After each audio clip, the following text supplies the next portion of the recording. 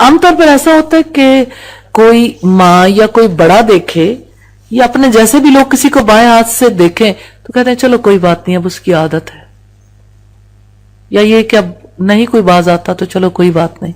याद रखिएगा, बाएं हाथ से खाना पीना हराम है, जवाज ही नहीं है।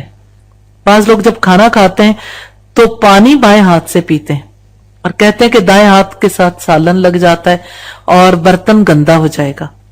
हम कहते हैं अगर ग्लास गंदा होगा तो सालन ही से गंदा होगा। सालन कोई नापाक चीज नहीं, ग्लास को बाद में धोया भी जा सकता है।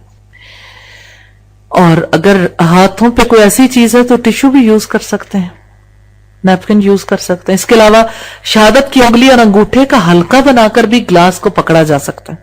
इस तरह अगर ग्लास गंदा भी होगा, थोड़ा सा गंदा होगा, लिहाजा इस सूरत में भी बाएं हाथ से पीना हराम है।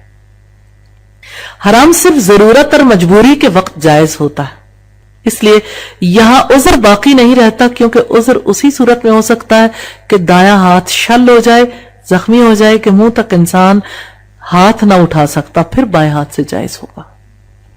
और अहम बात है, जरूरत के वक्त बाएं हाथ को खाने पीने में इस्तेमाल किया जा सकता है, मगर बगैर जरूरत और उज़र के हराम है। जरूरत से मुराद ये नहीं है कि खाना खाने के लिए जरूरत पेश आ गई, दाएं से भी खा रहे हैं और बाएं से भी खा रहे हैं, ये जरूरत नहीं है।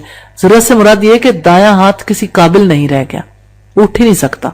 एक आदमी रसूलुल्लाह सल्लल्लाहु अलैहि वसल्लम के सामने बाएं हाथ से खा रहा था।